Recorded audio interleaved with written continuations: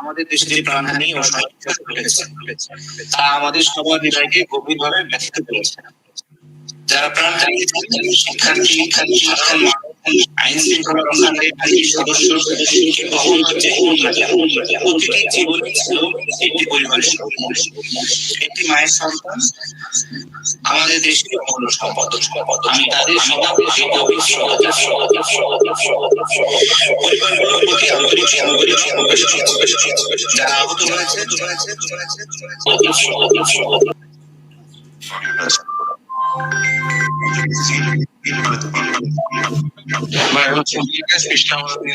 Sorry. Okay, leave it.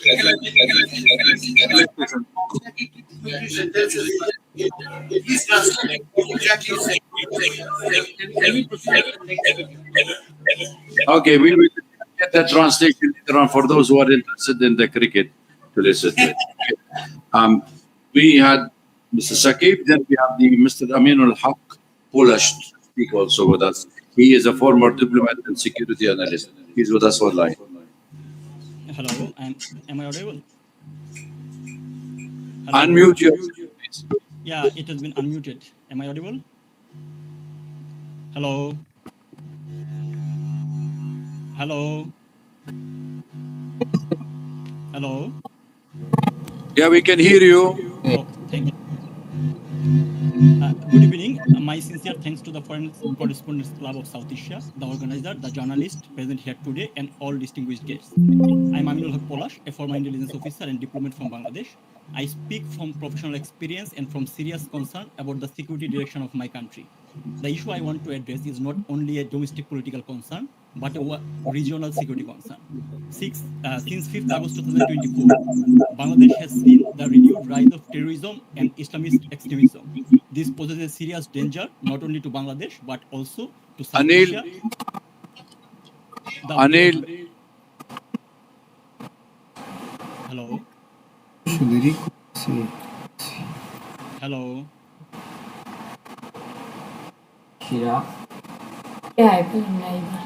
Hello.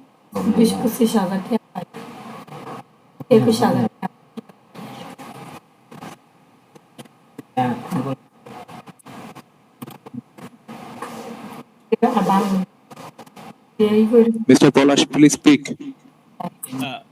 Okay. Am I audible now? Yeah. So let me begin with the recent facts. On 24th July 2026, a powerful IED hidden inside an umbrella was found under the Motijil metro station. On 31st July, a pressure cooker bomb was recovered near a tea stall in Ashulia Shavar. On 1st August, bomb-like objects were reported near Mirpur 10 and Farmgate metro station. And just days before, on 3rd August, a bomb kept in a bag exploded in Borishal, severely injured 3 people. These are not isolated incidents. They are early warning signs.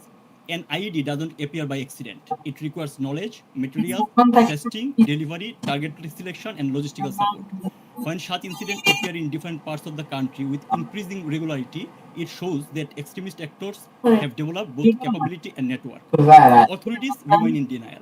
There has been no visible action against the networks behind these incidents, no meaningful arrest, and no serious public explanation. The Home Ministry has categorically rejected the presence of militancy in Bangladesh, even as warning signs continue to appear on the ground. Bangladesh has seen this denial before. Immediately after the BNP Jamaat alliance came to power in 2001, extremist procession appeared across the country chanting, "Bangla will be Afghan, we will be Taliban." When the notorious JMB terrorist Bangla Bhai emerged, the government dismissed him as a media critic. That denial gave militant networks the space to organize and expand. The consequences were severe. In 2005, JMB carried out coordinated bomb attack across 63 districts of Bangladesh.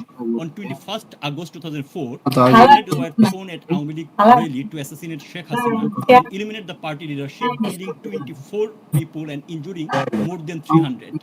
The train truck arms haul showed how Bangladesh was used as a route for weapons intended for insurgent networks in the region. Even a foreign diplomat was not spared. British Ambassador High Commissioner Anwar Choudhury was attacked at Shahjalas Shrine in Sylhet. So when the current authorities deny the return of militancy, I don't hear the reassurance. I hear history repeating itself. The information is this. Anil, connect me, please. I have to stop you here. I'm sorry. We have a problem. We have a problem with your audio. Apologies for everybody. We will continue with the program until we fix your audio. Please just bear it with us, okay? Because we have other. We will come back to you. May I ask Abu Ubaida Arin to speak, please? Good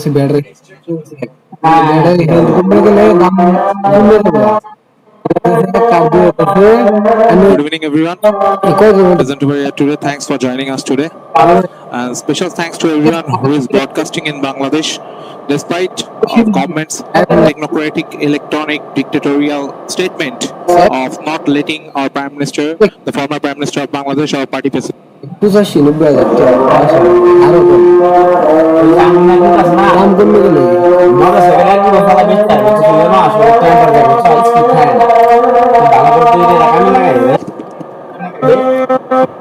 Camera.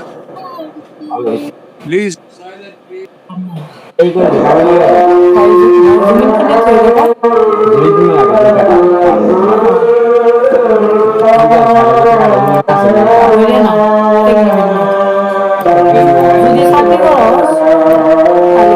Of a vision, and we believed in the vision so deeply that we carried her to a landslide victory, and she did not forget that promise. She took a country that ranked number one in corruption and built it into one of the fastest growing economy on earth.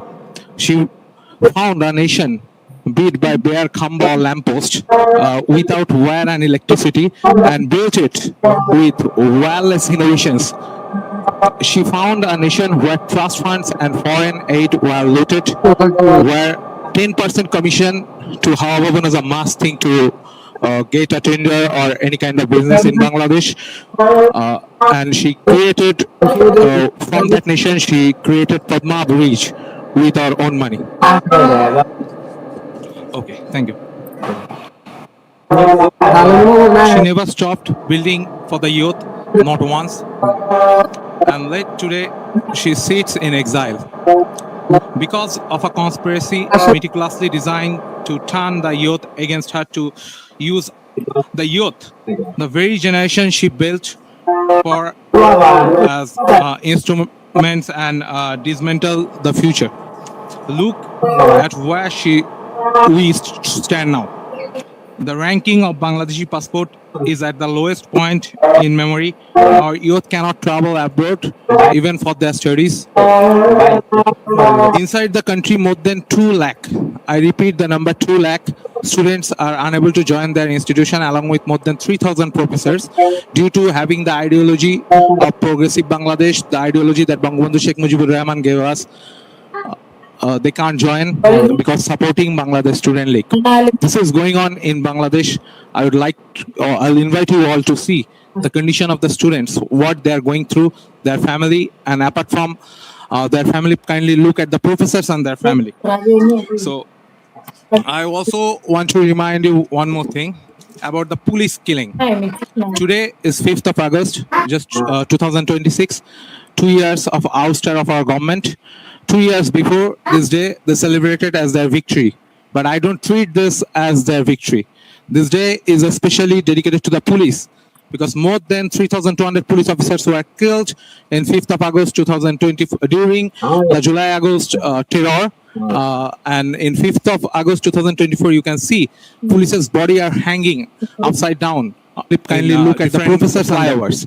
This is not acceptable. Bangladesh police was the first police force who stood beside us during the War of Independence. The first police force who stood beside us for that. They are now facing the consequences. I also want to raise one more concern. Bangladesh authority has recently taken a decision to issue passport to all Rohingya without any kind of verification and proper recording. This will become a global security threat. You can understand the ARSA and RSA, RSO, they are highly getting trained within the border with the help of Bangladesh military also. Soon they will export terrorism all over the world. You can see in Malaysia, more than 36 terrorists were exported from Bangladesh. This is a matter of concern. But still today, I'm not hopeless, because I can see it. Our youth are uprising again. This is okay. Our youth are uprising again. They are coming. The dream we had, it broke. It became nightmare now. But they are breaking out of the nightmare. They will come in front. They will stand shoulder to shoulder with Sheikh Hasina. I'm sure about this. This is not just a Sheikh Hasina. Our leader has promised she will go by end of this December. This is not just a homecoming. This is a unification of 170 million Bangladeshis staying over there.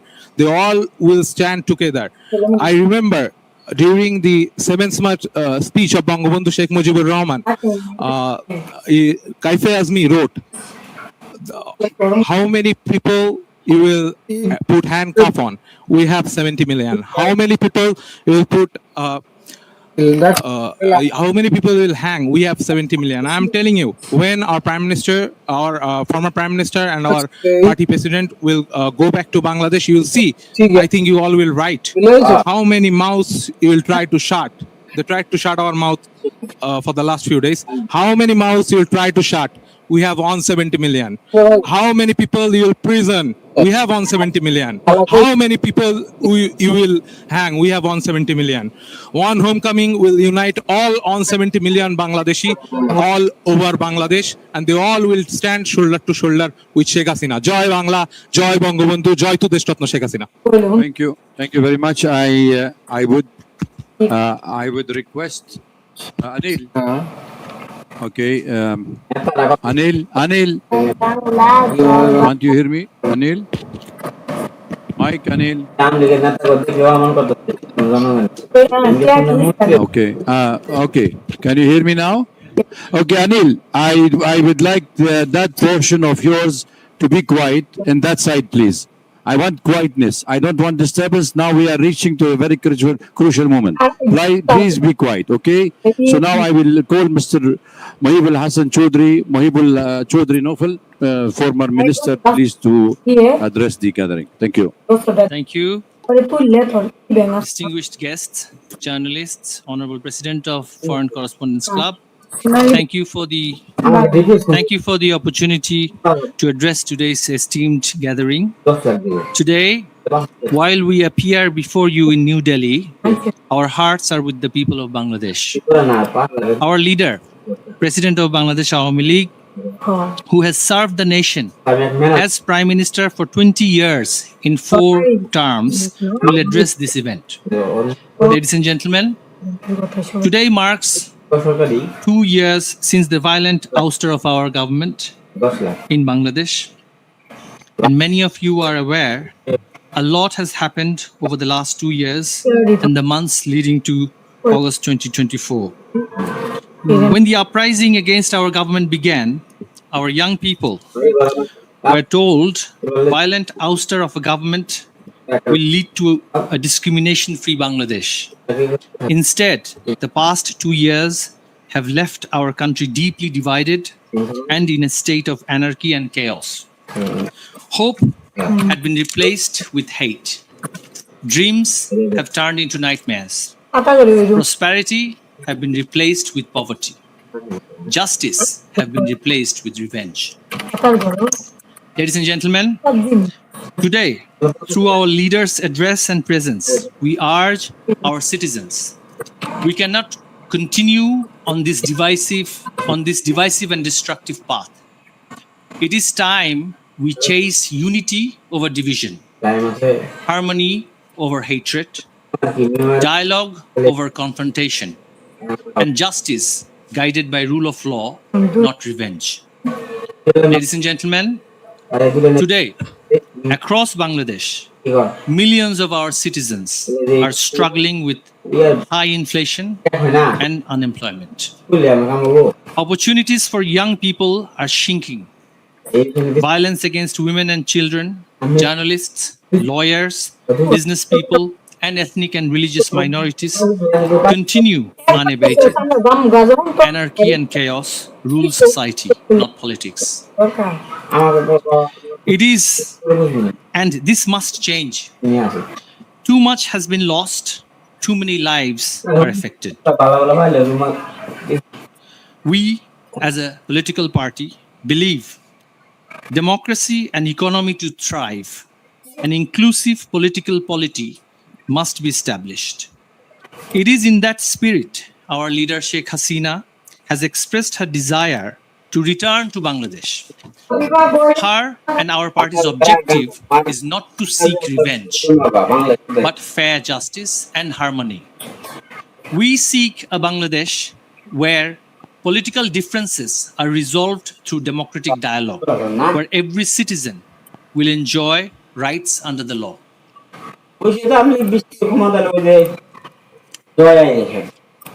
Ladies and gentlemen, as a political party that has served Bangladesh for decades, we recognize no government is without shortcomings.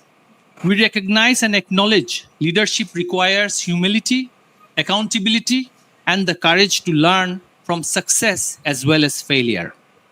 We remain committed to building upon our success while acknowledging where we could have done better and where we have at times failed. We seek no special privilege. We seek only the restoration of equal constitutional and democratic rights for every citizen and every political party in Bangladesh. We respectfully call upon every constitutional institution of Bangladesh to uphold their responsibilities with fairness, neutrality, professionalism, and fidelity to the rule of law. To the young people of Bangladesh, we say, your dreams matter, your aspirations matter, your future matters. You deserve a Bangladesh where you can study, work, innovate, and prosper without fear, discrimination, or political division.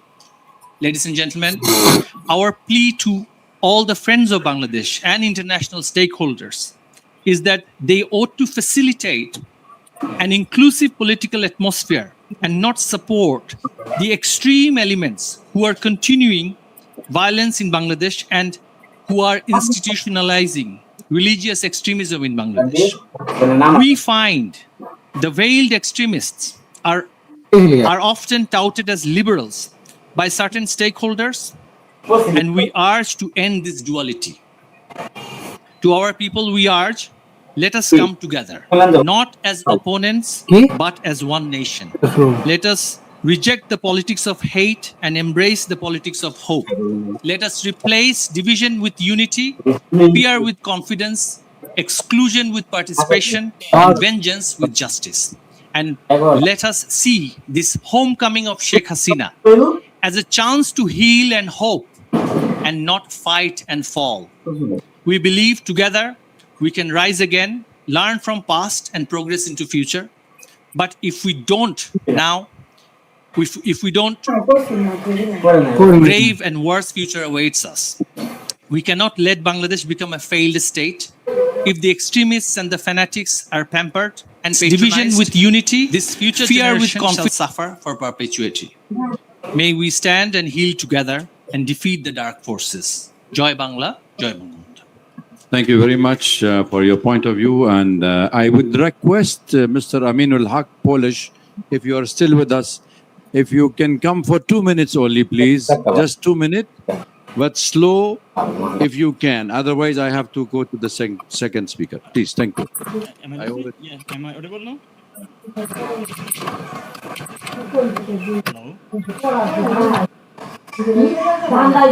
Hello?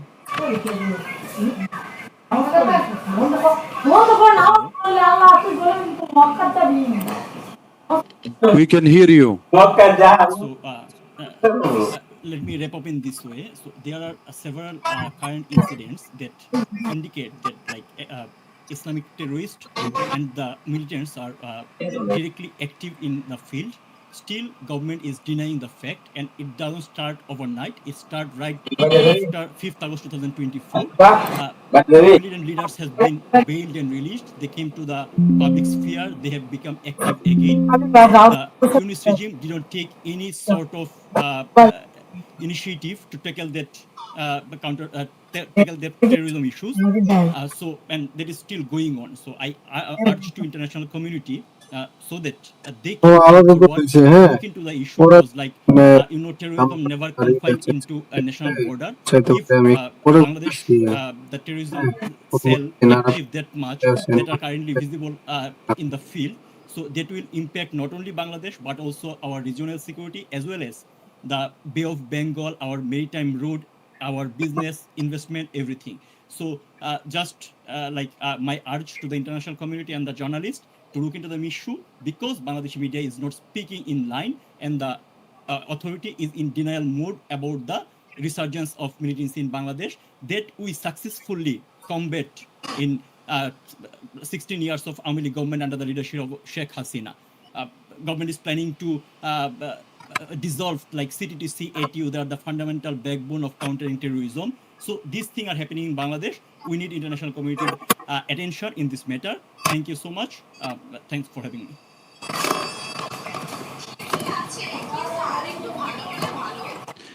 May I now request the key speaker, Mr. Sajeeb Wajid Joy, former ICT advisor to the Prime Minister of Bangladesh. Please speak slow and soft so we can hear you all. Thank you. Thank you very much, Dr. Awad, for the kind introduction. Thank you as well for the National Press Club for hosting this event. Honored to be here today.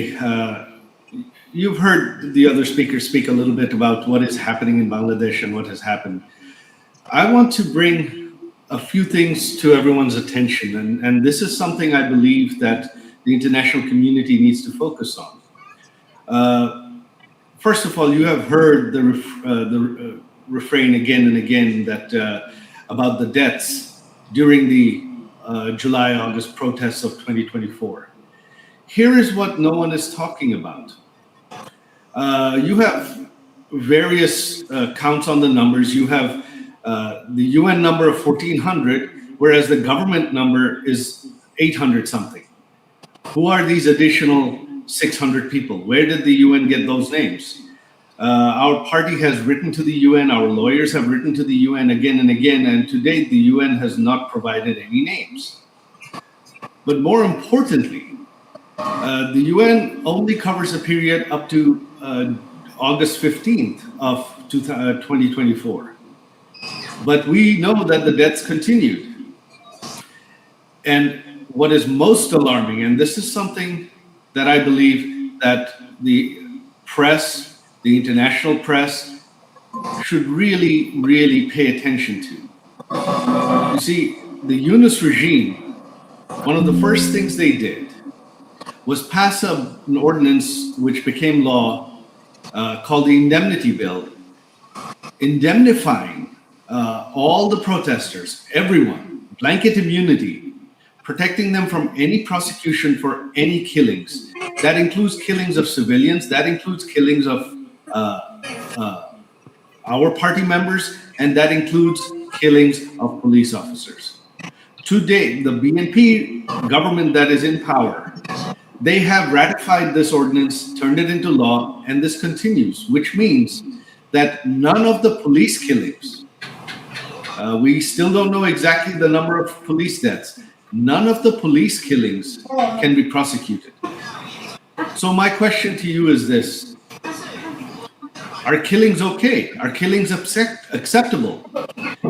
If you can have blanket immunity for protesters to kill police officers, to kill civilians, to kill Awami League members and leaders, then why blame anybody? That is the first issue I would like to focus on, the indemnity. I think this is something that has not been paid attention to. This is unprecedented. How can you have blanket legal protection for killings by anyone, especially killings of police officers? This is unprecedented. This is completely against all human rights, against all norms of decency. Secondly, what you have had since August of 2024, you have had thousands, tens of thousands of people behind bars, which are all now, on one hand, most of them, many of them are Awami League members and leaders. Most of them are being held without any trial, without any due process, without any bail. Many of them are elderly, in their 80s. Their health is failing. Many of them have died in police custody. Many of them are elderly, in their 80s. Not only that, killings in police custody have continued. We have documented them. We have put them up on our websites, on our Facebook pages, full list of names, exactly when, which prison they died, under whose custody. Most of them were young. They had no reason to die. They died all killed extrajudicially by the Yunus regime, and those killings continue even today. Died all killed extrajudicially outside of the prison by the Yunus regime, and those killings continue even today. And even now, our party members killed outside of the prison by the Yunus regime. Someone and those killings continue. There is no due process. The police do not take any action, and the government protects these killers. So political killing in Bangladesh since August of 2024 has been legalized. This is Bangladesh today. And if any killings are legal, then why blame the Awami League at all? And finally, since 2024, not only Awami League members and leaders that have been behind bars, but anyone sympathetic to the Awami League. This includes journalists and businessmen, especially journalists, editors, owners of newspapers and television channels who were seen as pro-Awami League, have been behind bars for over 2 years now. You are the press club. Imagine if half of you, your members, your journalists, your editors, your media owners were held behind bars without bail, without due process, without charges, without trial for an indefinite period of time. Can that be imagined in any country? Is that possible in any country? Is that legal in any way? That is a gross, gross violation of human rights, of freedom of speech. And this is something I believe that should certainly alarm the international media community. This is what's happening in Bangladesh. So Bangladesh today is a failed state. It's not a failing state. It is a failed state. There is no human rights. There is no freedom of speech. Even prior to this event, intelligence services went to the headquarters and offices of every major media outlet, every major newspaper, and instructed them clearly not to rebroadcast this event, not just to rebroadcast this event, but not to provide any coverage from any international media on this event. They're not allowed to share links from foreign media on their websites. Any journalists that were seen as still sympathetic to our government or against this government, many of them were fired even in the last couple of days. This is what's happening in Bangladesh. And what is the future? What does the future hold? There is no law and order. There is no constitution in Bangladesh today. What should concern India most is Bangladesh has become another Pakistan on India's eastern side. You have another Pakistan today on your eastern front. Foreign intelligence services, especially ISI, has an open hand. Militants, hundreds of convicted terrorists that our Awami League government arrested and convicted and put behind bars, have been released from prison. Hizb ut-Tahrir marches openly. Al-Qaeda operatives speak at public rallies. This is what is happening in Bangladesh. And this does not portend well for India and the world at large. In the future, the next set of terrorists globally are going to be coming from Bangladesh, unless this is stopped now. And where it has to begin is from the media, especially you in India. You are the world's largest democracy. Your media has reach.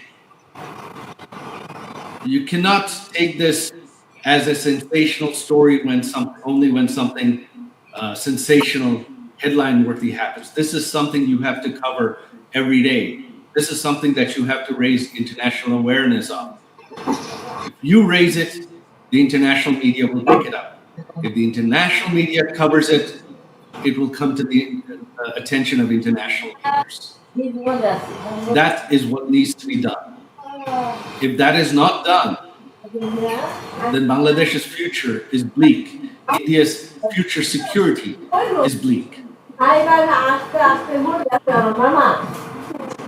As to what the future holds,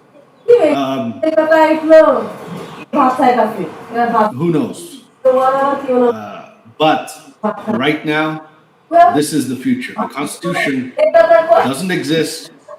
Even if we hope that in 4 years there will be an election in Bangladesh, who knows what form it'll take. The BNP, running unopposed, has a 2/3 majority. They can amend the Constitution however they want and ensure that the elections are set up just like the Yunus regime did so that the BNP wins. What you have now is not justice. You've heard our former Minister Naufel talk about this. What is happening is not justice. What is happening is political exclusion of the opposition of the largest political party in Bangladesh in order to grab and hold on to power. That is what is happening in Bangladesh. This is democratic and electoral manipulation. That is all it is. The BNP knows that the Awami League is allowed to speak freely. People of Bangladesh are not happy right now. The economy has collapsed in the last 2 years under the corruption of the Yunus regime, and that corruption continues today under their economic mismanagement, both under the Yunus regime and the current regime. Bangladesh is on the verge of total collapse. In a few more years, the economy will have collapsed and Bangladesh will turn into a rogue state. The time to act is now. And I urge you, the place to start is in the media. We need you to bring the world's attention to this. With that, I conclude my speech. Thank you very much. Thank you very much, Dr. Awad and the National Press Club for hosting us. Joy Bangla.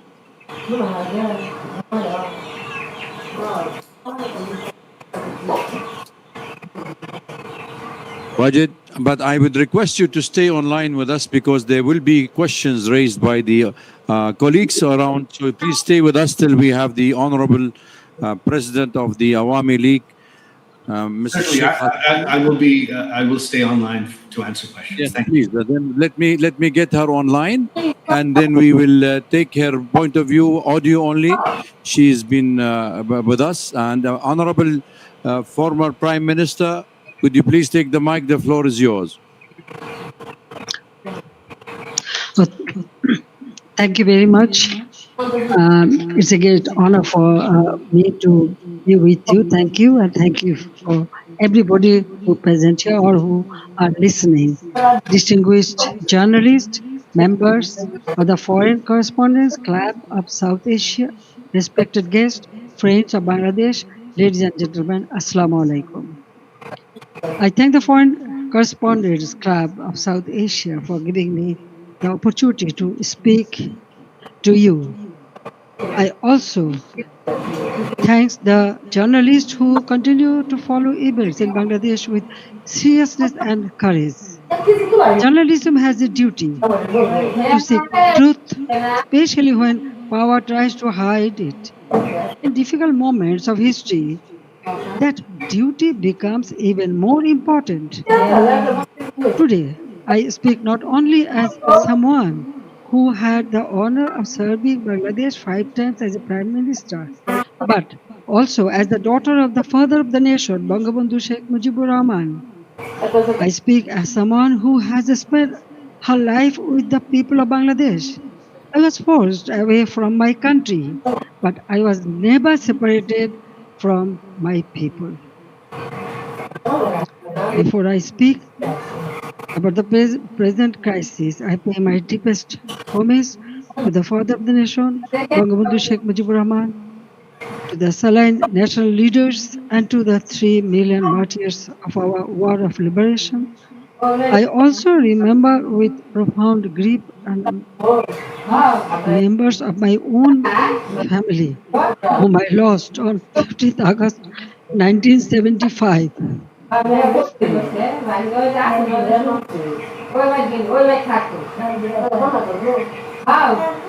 Today is also the birthday of my beloved brother Sheikh Kamal, who was 2 years younger than me.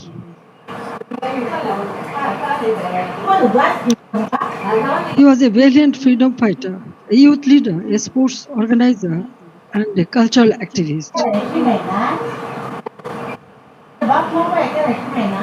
His life represented the courage, creativity, and patriotism of the young generation of Bangladesh. I remember him today with deep love, pain, and pride.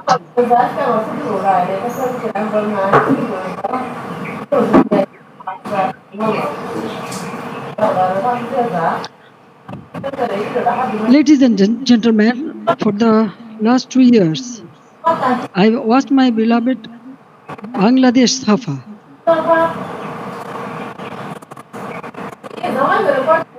Fear has entered homes, workplaces, and campuses. This is not the Bangladesh we built. This is not the Bangladesh for which 3 million people sacrificed their lives in 1971.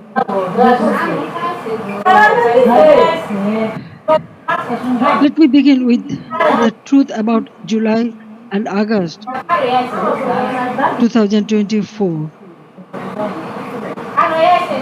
It was not a peaceful student movement. From the beginning, my government tried to resolve the issue peacefully through dialogue, legal process, and patience. But behind the language of reform,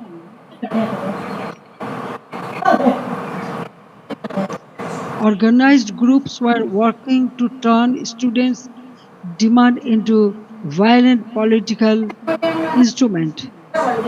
In 2018, responding to student demands, we abolished the quota system.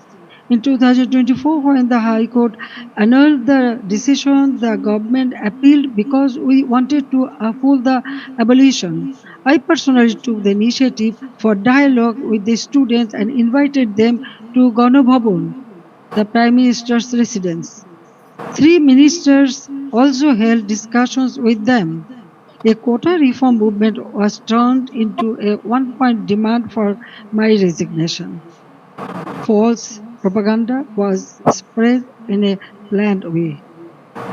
Genuine students were emotionally manipulated, while organized groups used their movement as cover for violence and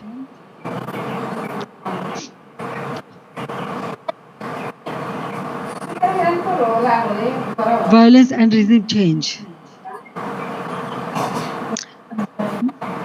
Muhammad Yunus himself said this was a meticulously designed movement led by a mastermind. His own words exposed the truth. It was not simply a spontaneous student protest. There was no visible or responsible leadership. Instructions were given invisibly. It was organized, directed, and used to create a path to power outside the ballot box. From July 15th, the character of the movement changed. Killings, arson, attacks, and looting began. State property was destroyed. Bangladesh television was attacked and set on fire.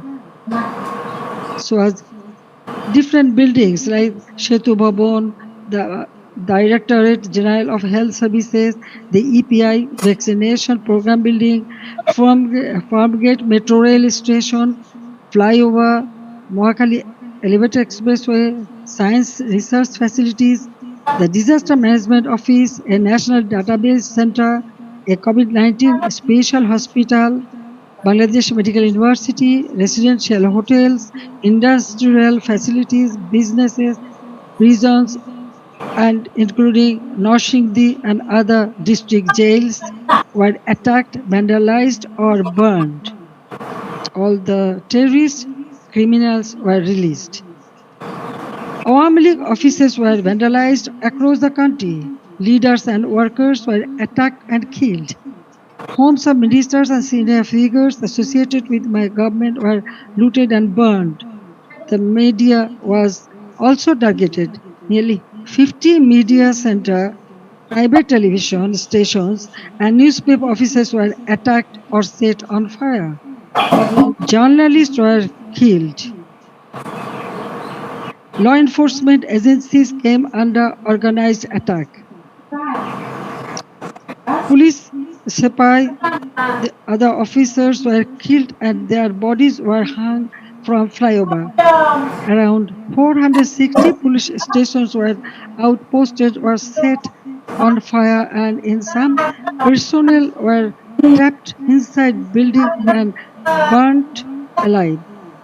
Weapons were looted. Officers were beaten to death. According to persecuted police members, at least 3,000 personnel were killed, attacked, tortured, or subjected to serious violence. So, I ask a simple question. In such a situation, what is the duty of law enforcement? When police stations are burned, government buildings are attacked, public infrastructure is destroyed, officers are killed, and weapons are looted, does the state have no duty to protect life and property? In every country, law enforcement has a responsibility to protect citizens, state institutions, and their own lives. This is not a crime. That is the duty entrusted to them by law.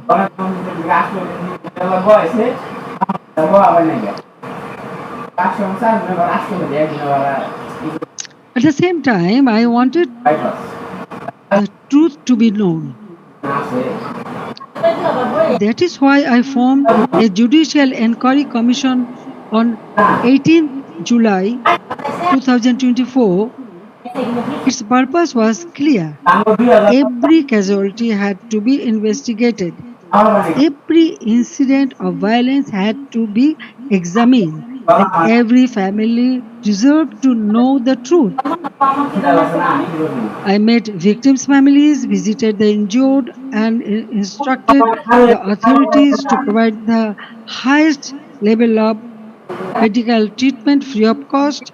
And on 1st August, I strengthened the inquiry into a 3-member commission so that the investigation would be credible and comprehensive. But after seizing power, the illegal interim government led by Muhammad Yunus stopped the investigation. They did not allow the truth to come out. They gave indemnity to those who involved in the killings. If they truly wanted justice, why did they stop the inquiry? If they had nothing to hide, why protect the killers? That one decision tells the truth. They did not want justice. They wanted power. They did not want investigation. They wanted The evidence is buried. Their own words export the truth. An NCP leader said revolution would not have succeeded if police had not been killed and the metro rail had not been set on fire. The BNP leader in Sirazganj also said publicly that Enayatpur police station was burned and police were killed to make the revolution succeed. These statements show that the July-August movement was not merely a quota reform movement. It became a coordinated assault on constitutional order driven by hidden instruction, organized violence, and propaganda. The conspiracy did not end on 5th August. After 5th August, violence became a campaign of political persecution.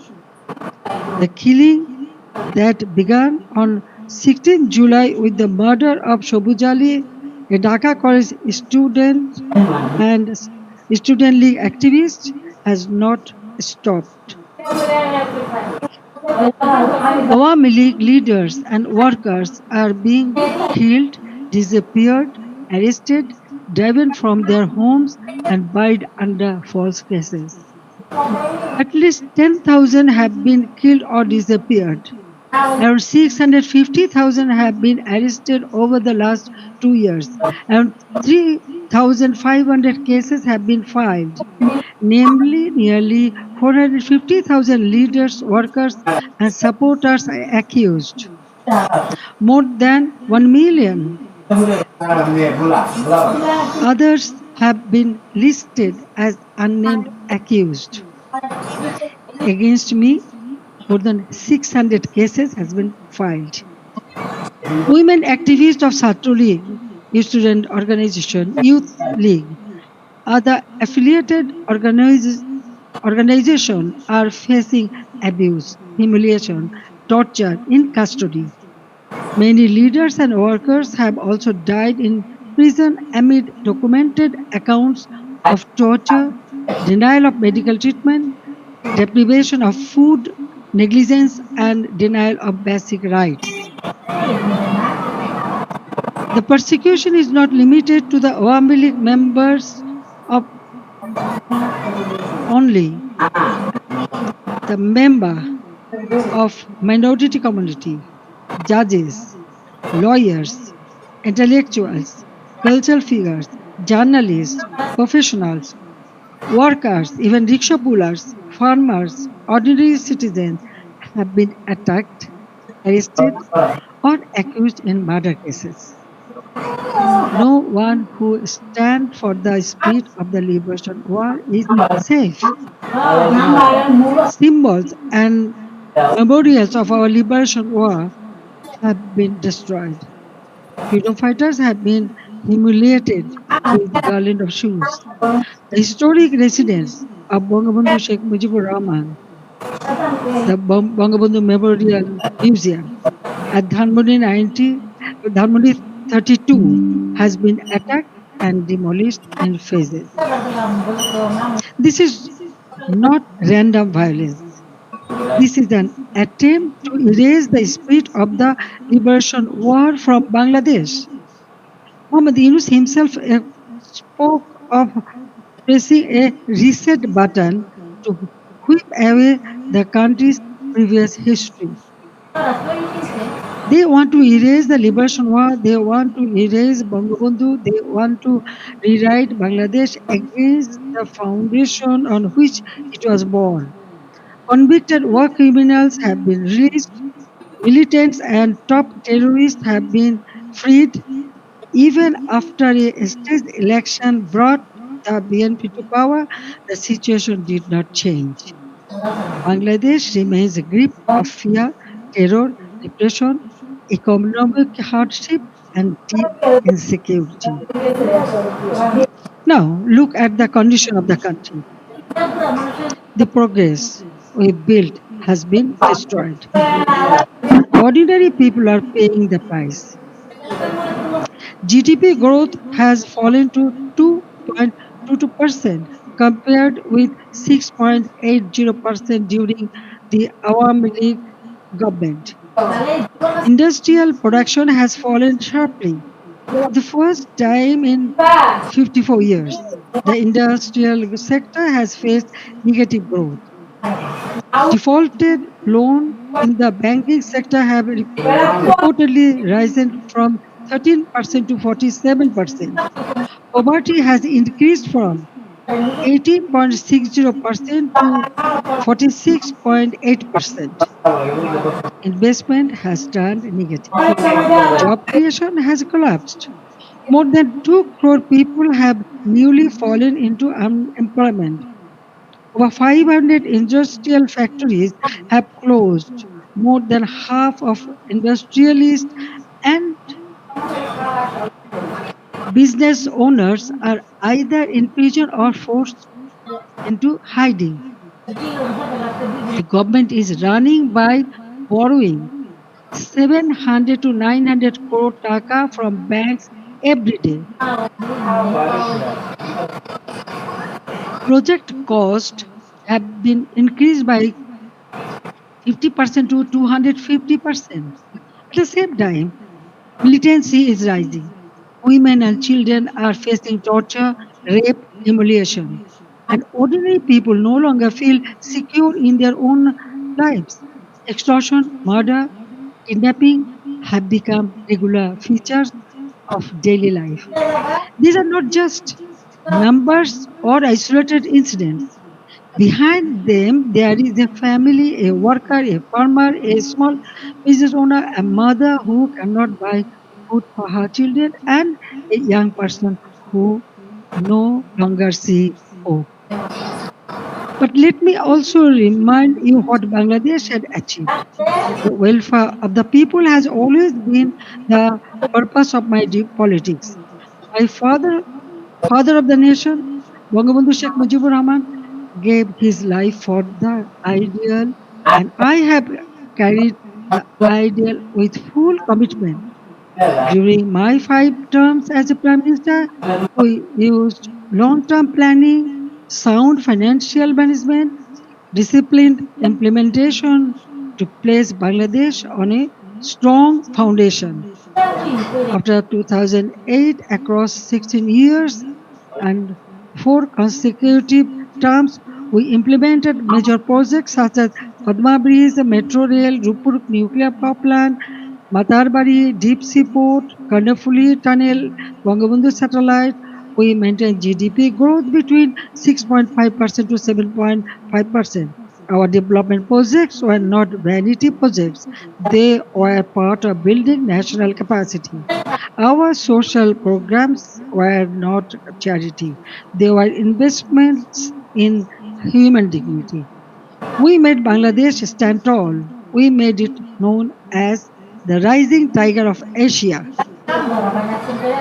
Bangladesh's crisis is not only a domestic crisis, it affects regional peace, security, trade, development, and human dignity. That is why I call upon the international community and all the friends of Bangladesh to stand with the people of Bangladesh in their struggle for democracy, justice, and peace. A stable Bangladesh matters for South Asia, for the Bay of Bengal, for development partners, and for all countries that believe in democracy, rule of law, and justice.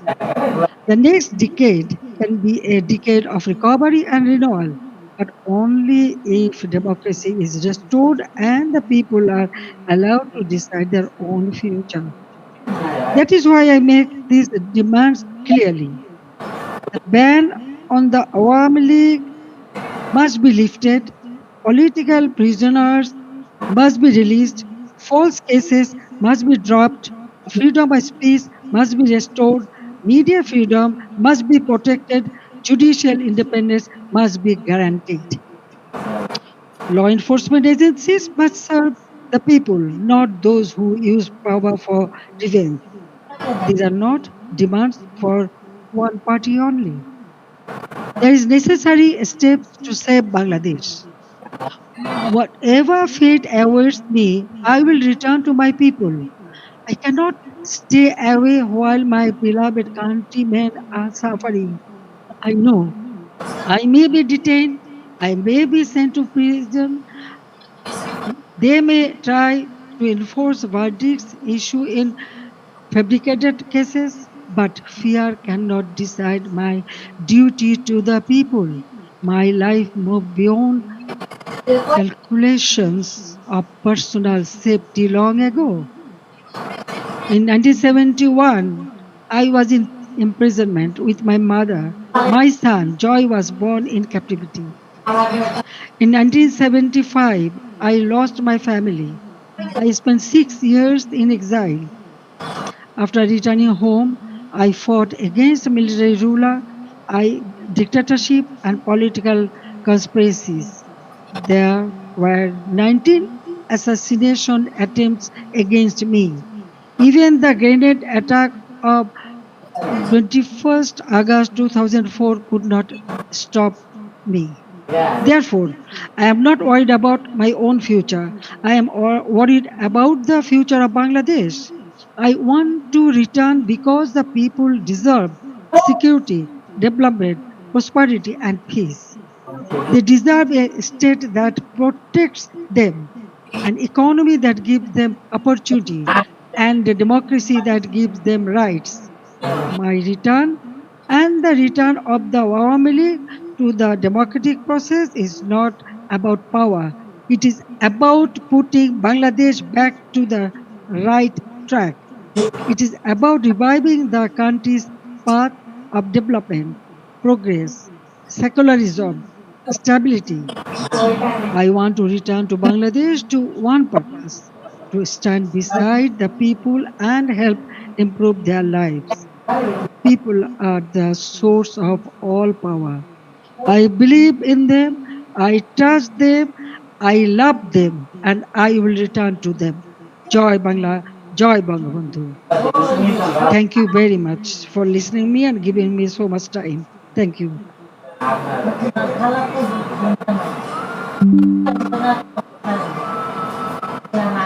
For side input, and I would request you please to take a couple of questions from our colleagues before you go, and then we can direct the question to some other people. Venkat, please. I'll give. Just give me Venkat. Wait for the mic, and we'll give priority to our members. Then I'll give you. Just let me. Thank you.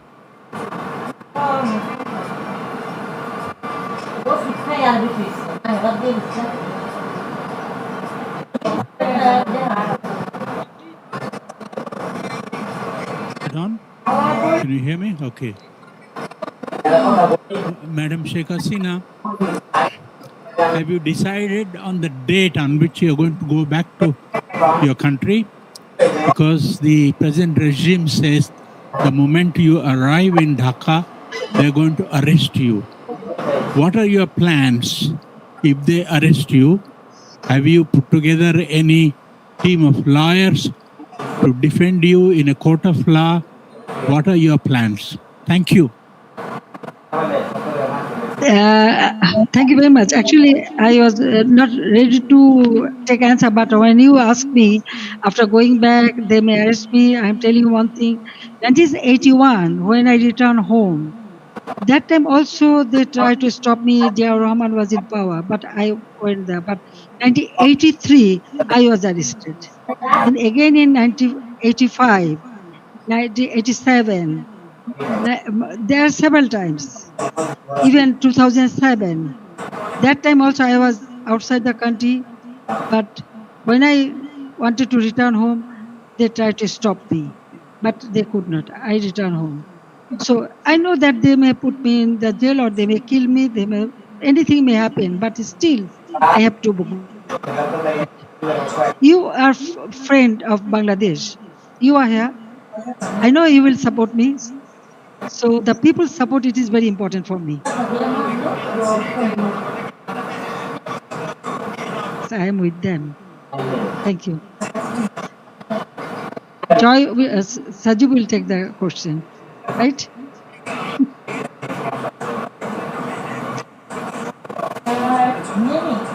I hope Madam Hasina can answer this question. Sajeeb is a US citizen. The US ambassador to India has recently visited Bangladesh and expressed his confidence in Mr. Tarique Rahman's leadership. And Sajeeb is, of course, I'm aware that you have dual citizenship, Bangladesh as well as the US. But how do you view the US ambassador's remarks and his support also offering further deepening of trade relations with Bangladesh? And also, you said, Sajeeb, that Bangladesh runs the danger of becoming another Pakistan. But you are aware that one of the two countries, the country of domicile, the United States, under President Trump, has a particularly close relationship to Pakistan and is now building one with Bangladesh. So, should Madam Hasina return, how do you intend to, where do you see the future of relations with the United States? Thank you. Thank you for your question. Look, the United States has its own goals. Yes, this is I'm a dual citizen. What Ambassador Gore's remarks, they are simply diplomatic remarks. Those are standard things any diplomat is going to say. And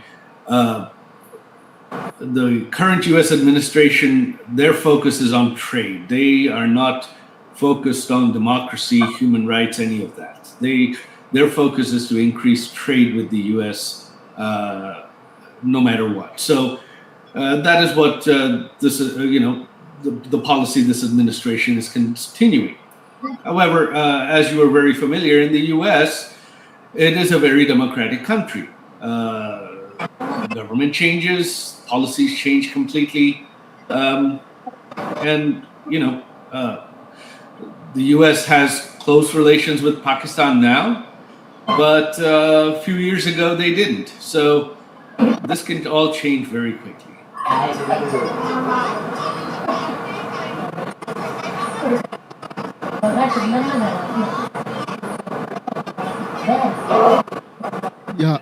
Hello, this is Shaumuntok from DW.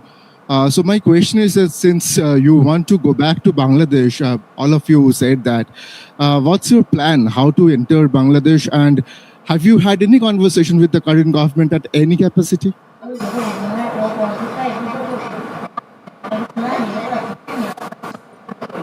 I think my mother wants me to answer that as well. No, we are not in communication with the current government at all. She is doing this. She wants to do this regardless of what the government of Bangladesh wants.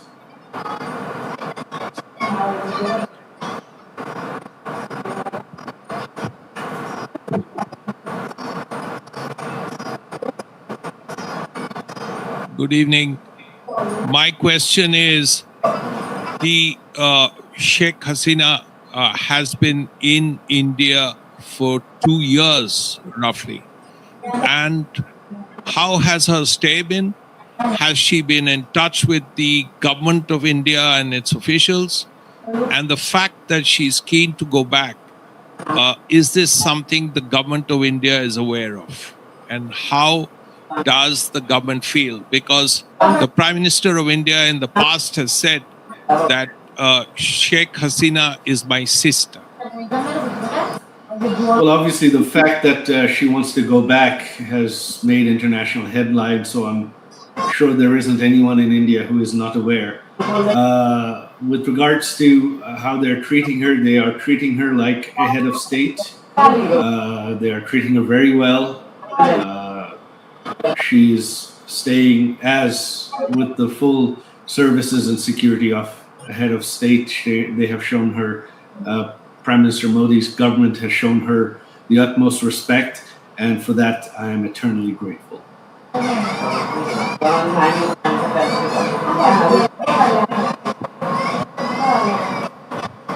This is Hasini Heather from The Hindu.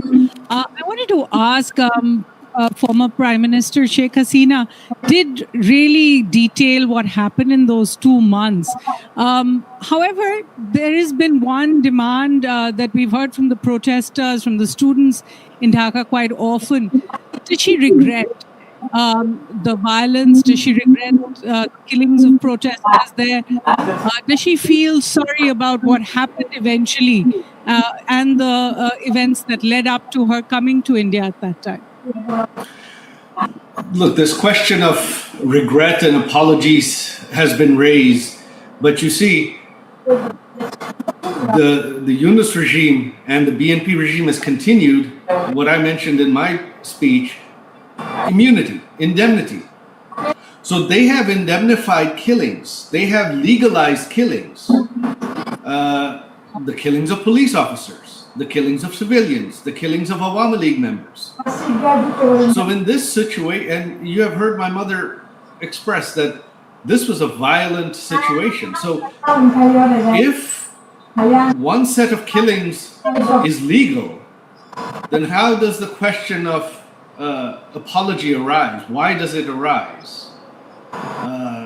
You can't have both. You can't have one set of killings being legal and another set someone has to apologize for.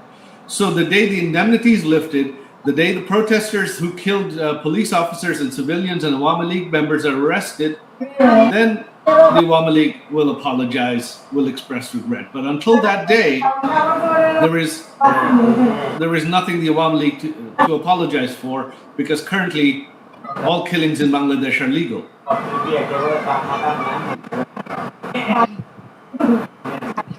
My name is Sultana Rahman. I'm from Bangla News Network. Honorable former Prime Minister, apnake salam. Maybe I'm the only journalist from Bangladesh here. I'm really excited and emotional too. It's a great opportunity to ask you a question. That is, the basic foundation of Bangladesh is under threat. That is our liberation war. Many people, hundreds of thousands of people, they are concerned, they are dying, but still they are sad. They are upset about the history, what is happening on our history in 1971. And my question is to you. I talk all walks of life. They asked me when she's coming. You told that you are coming in December. What is your actual plan? Thank you so much. Unfortunately, my mother is the only one that can answer that. I think she has left. She's not. No, I'm here. I can answer. No problem. Well, you see, I just declare that I'm coming. I'm going to Bangladesh. Okay. Now the date and everything. Of course, when time will come, I will tell you. I told everybody. I hope that the people. Actually, I received response from all the people. So I believe that Bangladesh people suffered a lot, but I cannot take it, and that's why I decided to go back. The time, December month is our victory month, so I want to go back in the month of December. I know I may face anything, but what happened? Bangladesh needs reconciliation.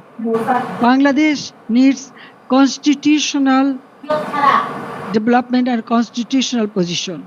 Bangladesh people should have their constitutional right, justice. Now they have nothing. Economically, everything ruined. Politically, there is no such politics. No one can talk. No one can speak.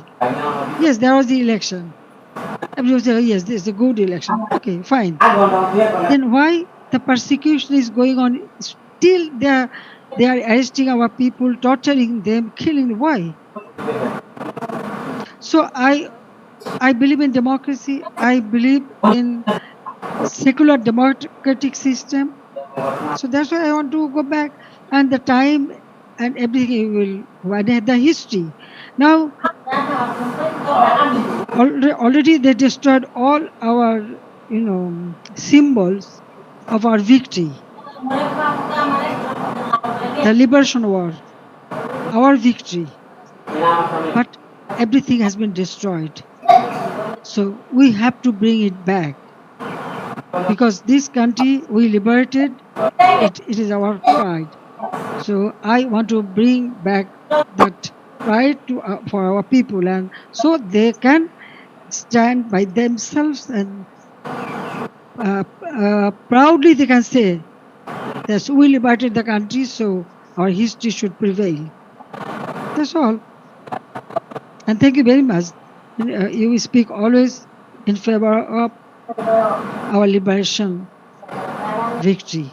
But at this moment, you know what is happening. Those who lost the war, now they are praising them. They are okay. I don't want to make much comment. Thank you.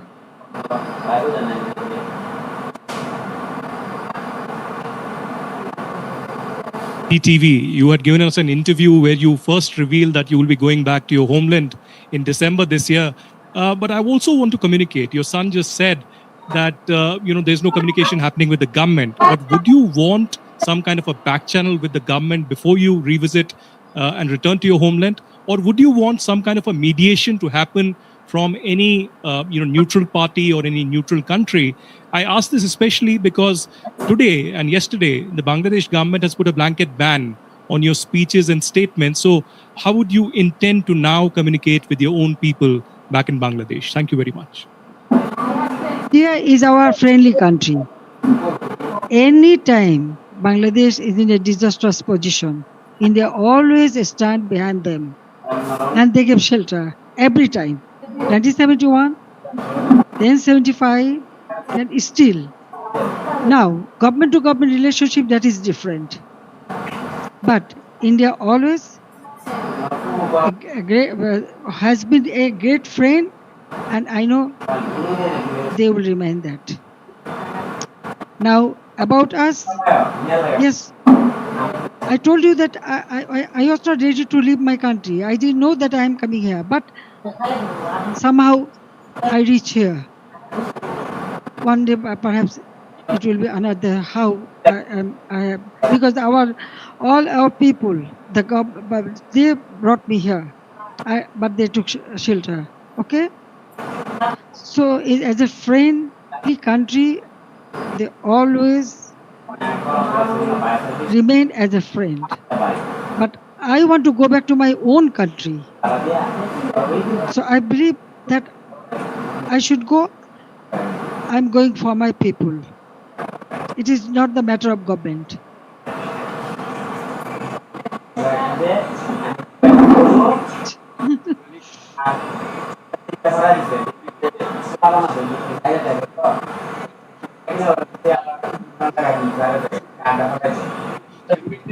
Check.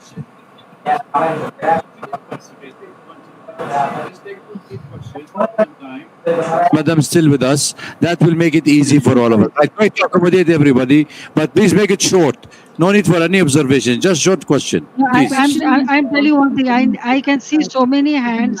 You have so many questions. There is the email address. There is the email address. If you when do you intend to return back? Is there a specific date? And what message do you want to send to the people of Bangladesh? And how do you respond to the criticism of your government's handling of recent political unrest and protest? One more question that I would like to put out is, how do you respond to calls for... Also, what are your priorities for Bangladesh's economy? As you have already mentioned about it. So if you would like to respond to that. Madam Hasina, this is Ayushi Agarwal from ANI. Your party, Awami League, continues to remain banned in the country. But if the Awami League is eventually allowed to participate in elections, would you seek to lead the party again? This is Yeshi Seli from Business India. What kind of support are you expecting from people in Bangladesh? What is the percentage of people who will still support Awami League? And do you expect the youth to come out and welcome you once you decide to walk inside Bangladesh?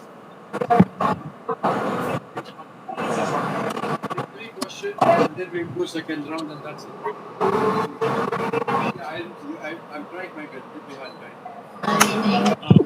Former Prime Minister Hasina, I have a very personal question to you. Last time you went back to Bangladesh in 1981, you went to the Nizamuddin Dargah, which has a very strong connect with your family. Will you go to the Dargah this time again, given the fact that your father also had a connect with the Dargah?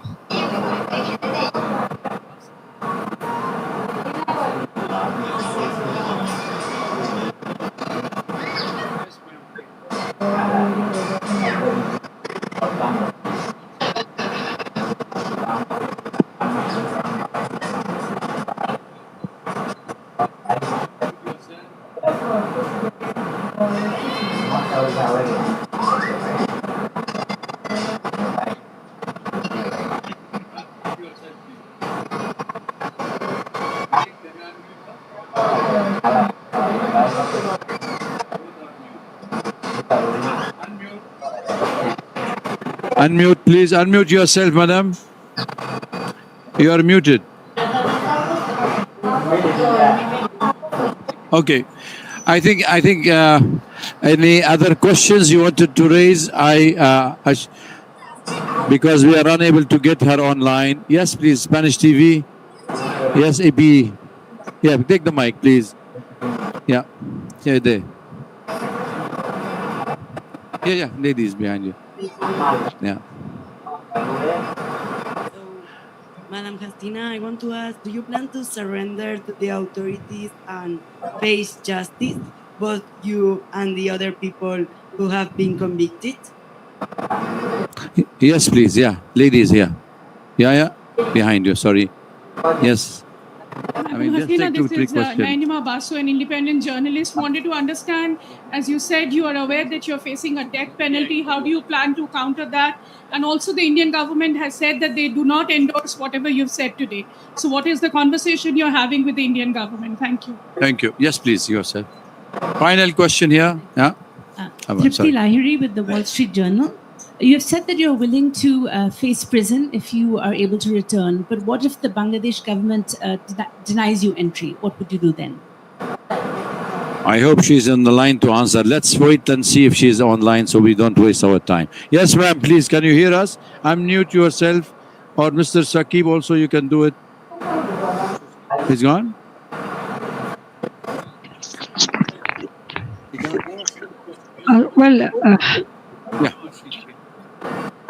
What I want to say that all the questions already I answered many of the paper or media before that, and that's why I feel no need, because going back to Bangladesh I already told you, and visiting the serene place, this is our custom.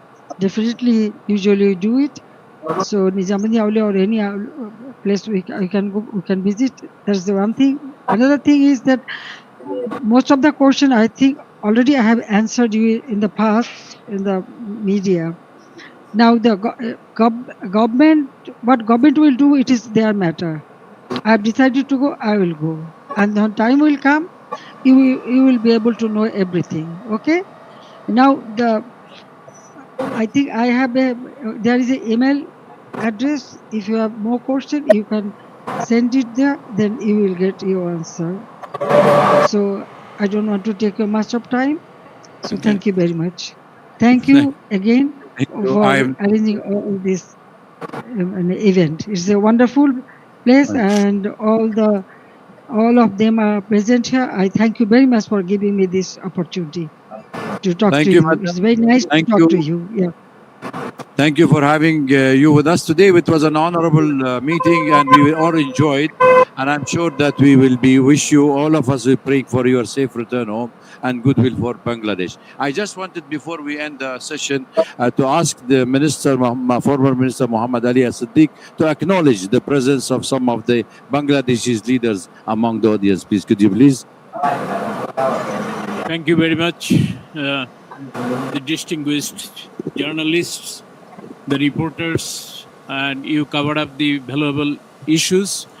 Today, from all the way to Europe, our all European, Awami League President, Muhammad Nazrul Islam is here. I would like to recognize him. No, I have another person Dr. Pradeep Ranjan Kaur from New York, from all the way, he presents here. And, you know, we want all sorts of your assistance and help to go back to Honorable Prime Minister to Bangladesh, restore the democracy and human rights. Thank you very much. Thank you very much, everybody, for coming. We'll be answering. Our former Prime Minister and the President of Bangladesh Awami League will be answering all the questions through the email. Please, I think we have circulated the email, so please get in touch. Thank you, Arun. I think we all welcome you all for tea and coffee and snacks. Join us. And if you want to take any bite separately from the distinguished guests, feel free to question and ask them. Thank you for being here.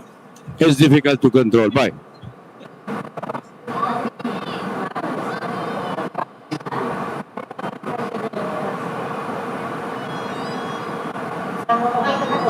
There is also her script, the transcript of her speech.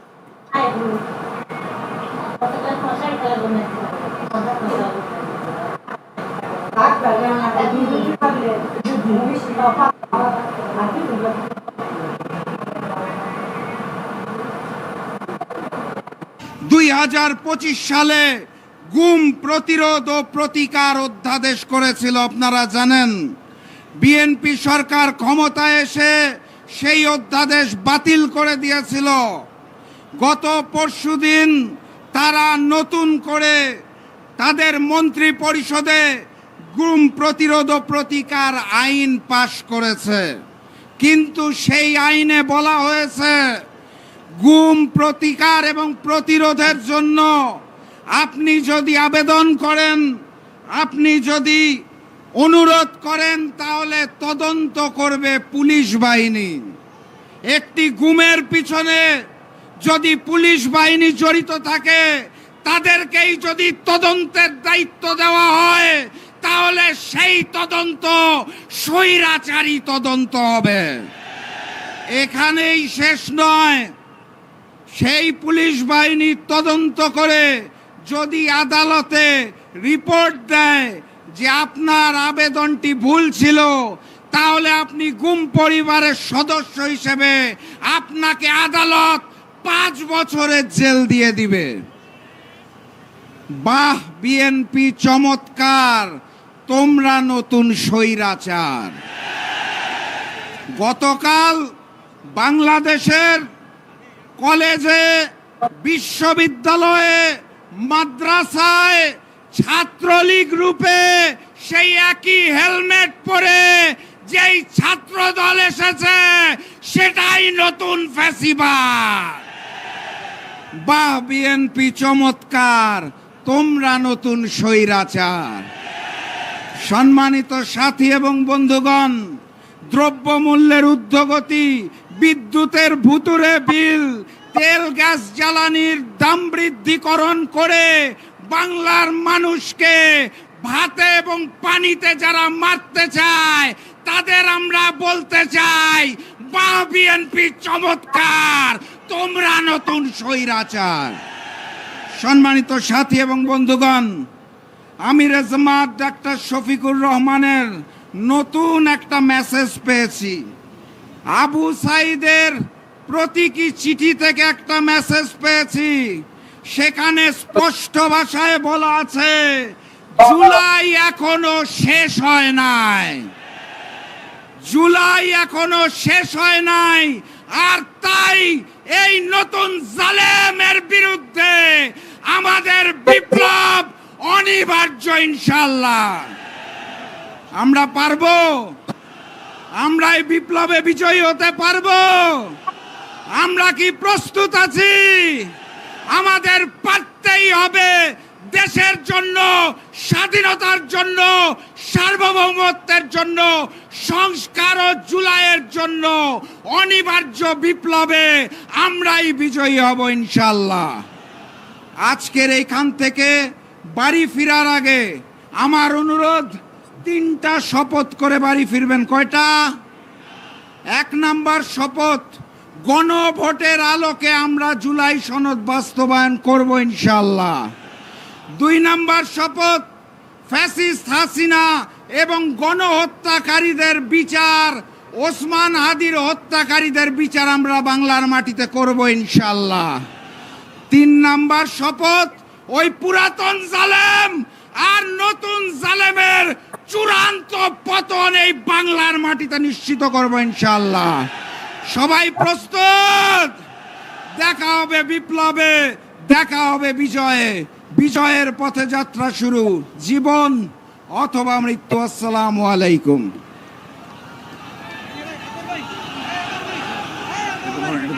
ধরেন ব্যানারটা cover করো, banner সংগ্রামী ভাই এবং বন্ধুগণ, 11 দলীয় ঐক্যের উদ্যোগে আয়োজিত আজকের এই ঐতিহাসিক গণসমাবেশে ইতিমধ্যে আমাদের মাঝে এসে উপস্থিত হয়েছেন ন্যাশনাল সিটিজেন পার্টি এনসিপির সংগ্রামী মুখপাত্র জননেতা জনাব নাসির উদ্দিন পাটোয়ারি।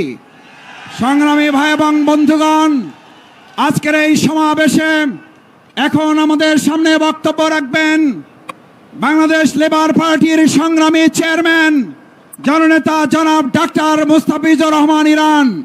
বক্তব্য রাখবেন